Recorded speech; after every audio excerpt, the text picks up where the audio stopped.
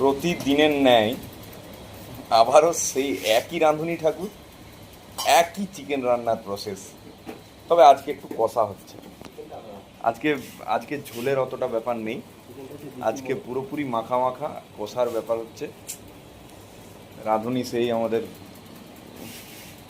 যিনি আছেন, কারণ তার হাতের দেশি মুরগি আছে আজকে, দেশি মুরগি, চিকেন হলো দেশি মুরগি আজকে। তো সবাই রাঁধলেও এই জায়গাটাতে তার কিছুটা হলেও একটু স্পেশালিটি আছে, যেই জন্য আমরা সবাই সেই রাঁধুক এটাই প্রেফার করি।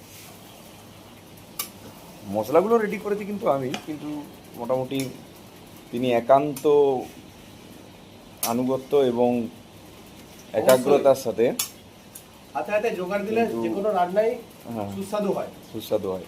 যাই হোক,